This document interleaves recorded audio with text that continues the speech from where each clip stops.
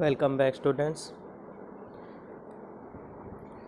हम चालू करेंगे आज फिर से हमारा फिज़िक्स का chapter number 10 reflection and refraction. हम लास्ट वीडियो तक हमने concave mirror and convex mirror के एग्जाम्पल्स तक देख लिया था। आज हम बात करने वाले हैं लेंसेस के बारे में, स्फेरिकल लेंसेस के बारे में। स्फेरिकल लेंसेस, उससे पहले हमें बात करनी पड़ेगी रिफ्रैक्शन के बारे में। हमने रिफ्लेक्शन का पूरा टॉपिक कवर अप कर लिया है, आप लास्ट वीडियोस में देख सकते हैं, part 1, part 2, part 3 and part 4। अब हम चालू करेंगे रिफ्रैक्शन ऑफ लाइट। तो refraction of light, refraction actually है क्या? तो refraction is nothing but when a ray travels from transparent medium and its deviates its path. ठीक है, अगर कोई भी रे ट्रांसपेरेंट मीडियम से ट्रैवल करता है तो वो उसका पाथ में डेविएशन आता है, तो वो रिफ्रैक्शन। अब उसके पाथ में डेविएशन कभी कभी नहीं भी होता है, तो जब डेविएशन नहीं होता है तो वो पॉइंट होता है एक्चुअली एग्जैक्टली ऑप्टिकल सेंटर से वो पास होता है, तब डेविएशन नहीं होता है। ठीक है, तो हम बात करते हैं रिफ्रैक्शन ऑफ लाइट। तो इसके definitions: the bending of light rays when pass indirectly from one medium to another medium is called refraction of light. तो लाइट का बेंडिंग होना चाहिए, इनडायरेक्टली वो पास हो एक मीडियम से दूसरे मीडियम में, तो उसे हम लोग क्या बोलते हैं? Refraction of light. Light rays gets deviated from their original path while entering from one transparent medium to another transparent medium of different density। ठीक है, जैसे कि हमने अभी बताया कि लाइट रेज जो होती है वो डेविएट होती है उसके ओरिजिनल पाथ से। ठीक है, ओरिजिनल पाथ से लाइट रेज डेविएट होती है, तो इस कारण किसकी वजह से होता है? ये डेंसिटी में डिफरेंस आता है, वेलोसिटी में डिफरेंस आता है, इसलिए डेविएशन होता है। ठीक है, तो इसे भी हम रिफ्रैक्शन का फिनोमिना बोल सकते हैं। This deviation in the path of light is due to change in velocity of light in different medium. ठीक है, तो ये डेविएशन किसके कारण होता है? डिफरेंट मीडियम के कारण होता है, डिफरेंट डेंसिटी के कारण होता है। Velocity of light depends on nature of medium.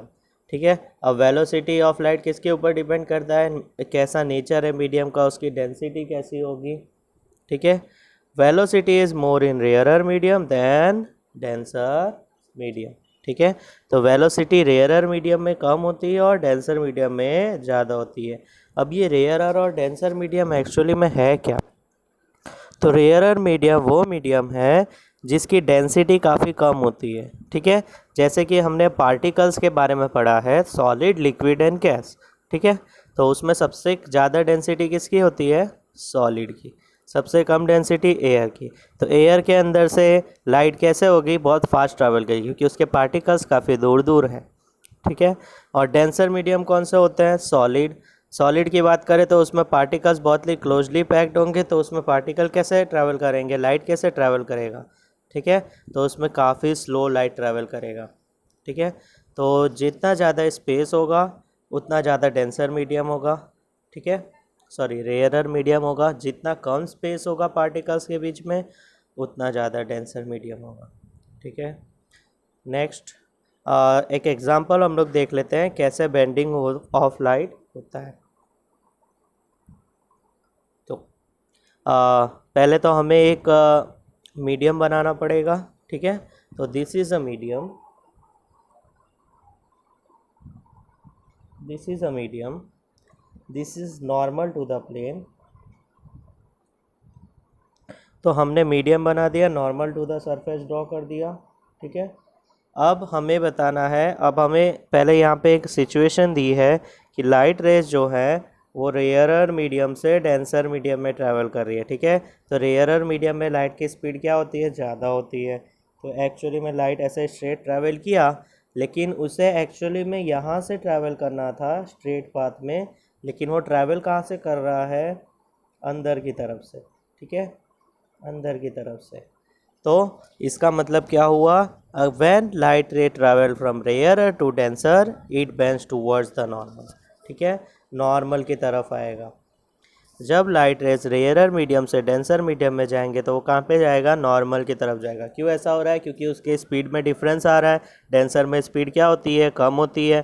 तो लाइट रेज जो ट्रैवल करने वाली थी स्ट्रेट में, वो क्या हो गया, स्पीड कम हो गया, तो वो अंदर की तरफ ट्रैवल करने लगा। ठीक है, अब हम लोग दूसरा एग्जाम्पल देखते हैं। दूसरे में क्या है, नेक्स्ट एग्जाम्पल में है, पहले हम लोग मीडियम बना देते हैं। This is a medium, this is normal to the surface,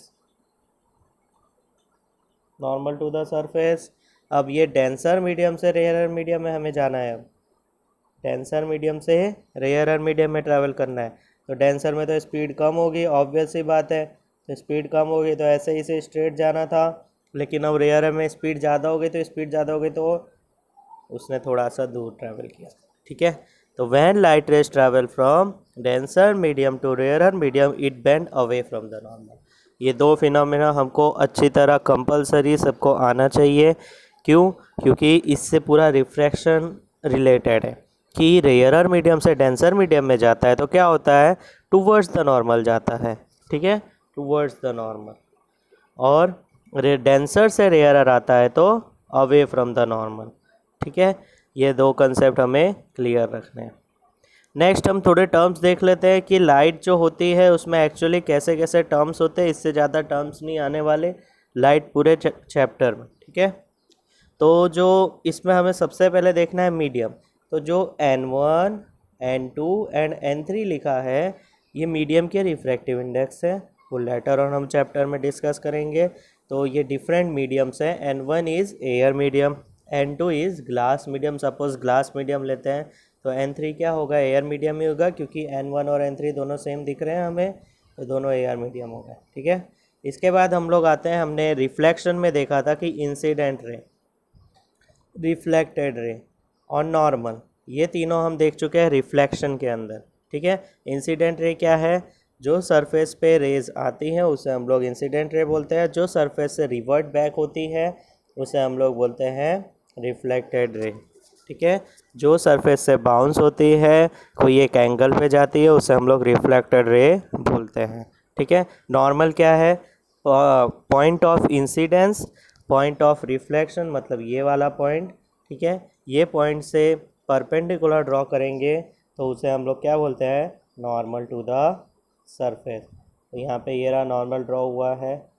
ठीक है, अब सिमिलरली अगर ये लाइट रेज रिफ्लेक्ट होने की बजाय अगर रिफ्लेक्ट नहीं होती है तो क्या होगी, वो लाइट रेज रिफ्रैक्ट होगी, मतलब दूसरे मीडियम में ट्रैवल करने का स्टार्ट करेगी। तो रिफ्रैक्ट होगी, तो अगर ये मीडियम रेयरर से डेंसर जा रहा है तो क्या होगा, टूवर्ड्स द नॉर्मल ट्रैवल करेगा। लेकिन अभी हम वो नहीं देखते, हम देखते हैं कि खाली रिफ्लेक्शन हो रहा है। तो यहाँ पे हम देखेंगे तो यहाँ पे रिफ्लेक्शन हो गया इस लाइट का। अब ये रिफ्लेक्शन हो गया तो यहाँ पे भी पॉइंट ऑफ इंसिडेंस और वो सब आ गया, तो यहाँ पर भी क्या बनेगा, एक नॉर्मल बनेगा। ठीक है, ये रहा नॉर्मल बन गया सरफेस से। ठीक है, अब हमें बताना है थर्ड रे, रिफ्रैक्टेड रे का भी रिफ्रैक्शन। ठीक है, इंसिडेंट रे का रिफ्रैक्शन होता है तो उसे हम लोग बोलते हैं रिफ्रैक्टेड रे। ठीक है, रिफ्रैक्टेड रे का रिफ्रैक्शन होगा तो क्या होगा, वो रे को हम लोग बोलेंगे इमर्जेंट रे। कौन सा रे बोलेंगे, इमर्जेंट रे। ठीक है, तो ये सारे कंसेप्ट्स हैं, incident ray, reflected ray and emergent रे। Next is refraction of light through a rectangular glass slab. ठीक है, तो रेक्टेंगुलर ग्लास स्लैब से रिफ्रैक्शन होगा, रेक्टेंगुलर ग्लास स्लैब से। तो कैसे वो रिफ्रैक्शन पॉसिबल है वो सब हम लोग डिस्कस करने वाले हैं। ठीक है, तो when a ray of light passes through a rectangular glass slab it gets bent twice in the air glass interference and glass air interference. अब ये एयर ग्लास इंटरफेरेंस और ग्लास एयर इंटरफेरेंस क्या है, जो एक लाइन हम draw करते हैं जहाँ पे एयर मीडियम और ग्लास मीडियम का इंटरसेक्शन होता है। ठीक है, तो वो इंटरफेरेंस हो गया। तो इसमें क्या होता है, the emergent ray is parallel to the incident ray and is displace through a distance. ठीक है, इमर्जेंट रे जो होता है वो इंसिडेंट रे के पैरेलल आ जाता है लास्ट में। ठीक है, तो उसे हम लोग बोलते हैं लैटरल डिस्प्लेसमेंट। ठीक है, लैटरल डिस्प्लेसमेंट हम लोग डायग्राम में देखेंगे तो हमें इजीली समझ में आ जाएगा। ठीक है, चलो। तो यहाँ पे हमें दिख रहा है कि 3 मीडियम है। कौन कौन से मीडियम है? Air, glass and glass air. ठीक है, तो 3 मीडियम से एयर, ग्लास एंड एयर। ठीक है, 3 मीडियम्स में लाइट रेस को हमें ट्रैवल करना है। तो सबसे पहले हमें point of incidence, point of reflection या इंटरफेरेंस ड्रॉ करना पड़ेगा। तो वो हम ड्रॉ कर देते हैं, इंटरफेरेंस। तो this is interference number 1, this is interference number 2। फिर से मैं ड्रॉ कर रहा हूँ। This is interference, wait, this is interference number 1, this is interference number 2। ठीक है, तो ये 2 इंटरफेरेंस है। अब हमें normal to the surface draw करना है। तो नॉर्मल दोनों के परपेंडिकुलर लाइन होती है, तो नॉर्मल हमने ड्रॉ कर दिया, perpendicular line, normal to the surface. Next, अब हम लोग बात करते हैं लाइट रेस कैसे ट्रैवल करेंगी। तो पहले, सबसे पहले लाइट रेस इंसिडेंट्स होगी, तो उसे हम लोग कौन सा बोलते हैं? इंसिडेंट रे बोलते हैं। तो ये इंसिडेंट रे आया। तो अब एयर और ग्लास मीडियम में से कौन सा ज़्यादा डेंसर होगा? सबको पता है ग्लास मीडियम ज़्यादा डेंसर होता है एयर के कंपैरिजन में। ग्लास के मॉलिक्यूल्स ज़्यादा पास में होते हैं। तो कहाँ पे ट्रैवल करने वाला है ये? टूवर्ड्स द नॉर्मल ट्रैवल करने वाला है। तो ये लाइट रेज हमने टूवर्ड्स द नॉर्मल ट्रैवल करवा दी। ठीक है, तो जो लाइट रेज स्ट्रेट जानी थी वो कहाँ पे चली गई? टूवर्ड्स द नॉर्मल चली गई। नेक्स्ट, अब आ गए हम लोग ग्लास एयर इंटरफेरेंस में। तो ग्लास एयर इंटरफेरेंस में क्या होगा? ग्लास मीडियम और एयर मीडियम में कौन सा डेंसर मीडियम है? ग्लास मीडियम डेंसर है और एयर मीडियम रेयरर है। तो डेंसर से रेयरर जब हम ट्रैवल करते हैं तो लाइट रेस कहाँ पे जाती है? अवे फ्रॉम द नॉर्मल, दूर जाती है नॉर्मल से। तो यहाँ पे ये पॉइंट से अवे दूर जाएगी नॉर्मल से। ठीक है, तो ये हमारा लाइट रे हो गया। तो रेड लाइन से जो हमने शो किया है वो पूरा हमारा लाइट का रिफ्रैक्शन है। फर्स्ट इंसिडेंस रे आया, उसके बाद इसका रिफ्रैक्शन हुआ, तो इसे हम बोलेंगे रिफ्रैक्टेड रे। रिफ्रैक्टेड रे का भी रिफ्रैक्शन होता है, तो उसे हम क्या बोलते हैं? इमर्जेंट रे। तो ये तीनों रिफ्रैक्शन हो गया। ठीक है, अब जो एक्चुअली लाइट था, ठीक है, एक्चुअली जो इंसिडेंट लाइट थी उसे हम एक्सटेंड करेंगे। तो वो जो इंसिडेंट लाइट थी उसे मैंने एक्सटेंड किया एट सम पॉइंट, इंसिडेंस किया और वो स्ट्रेट ट्रैवल करवा दिया। तो हम लोग लास्ट में देखेंगे कि दोनों जो लाइन है वो lines, line number red colour की जो लाइन है और ब्लू कलर की जो लाइन है, दोनों लाइन अगर हम देखेंगे तो दोनों लाइन पैरेलल आ गई है। ठीक है, these two lines comes parallel. तो जैसे ही ये पैरेलल लाइन आती है तो उसे हम लोग बोलते हैं लैटरल डिस्प्लेसमेंट। क्या बोलते हैं? Lateral displacement. ये दोनों लाइंस पैरेलल आनी चाहिए। पहले क्या हुआ था? टूवर्ड्स द नॉर्मल गया था। सेकंड केस में क्या हुआ? अवे फ्रॉम द नॉर्मल गया। फिर भी जो इंसिडेंट रे थी और लास्ट में जो इमर्जेंट रे आया, दोनों लाइन जो है वो पैरेलल ट्रैवल करी लास्ट में। तो उसे जो बीच का डिफरेंस है पैरेलल लाइन के, उसे हम बोलते हैं लैटरल डिस्प्लेसमेंट। ठीक है, अब हम लोग बात करते हैं एंगल ऑफ इंसिडेंस। तो इंसिडेंट रे कौन सा है? नंबर 1 इंसिडेंस रे है। ठीक है, तो angle of incidence, angle of incidence क्या होगा? एंगल ऑफ इंसिडेंस जो इंसिडेंट रे और नॉर्मल के बीच का एंगल होगा वो, उसे हम बोलते हैं एंगल ऑफ इंसिडेंस। अब एंगल ऑफ रिफ्रैक्शन क्या होगा? जो रिफ्रैक्टेड रे और नॉर्मल के बीच का एंगल, तो वो ये रहा, रिफ्रैक्टेड रे और नॉर्मल के बीच का एंगल। तो उसे हम लोग बोलेंगे एंगल ऑफ रिफ्रैक्शन। अब एंगल ऑफ इमर्जेंस क्या होता है? एंगल ऑफ इमर्जेंस इमर्जेंट रे और नॉर्मल के बीच का एंगल। ठीक है, सिंपल सा है। इंसिडेंट रे और नॉर्मल के बीच का एंगल को हम लोग बोलते हैं एंगल ऑफ इंसिडेंस। रिफ्रैक्टेड रे और नॉर्मल के बीच के एंगल को बोलते हैं एंगल ऑफ रिफ्रैक्शन।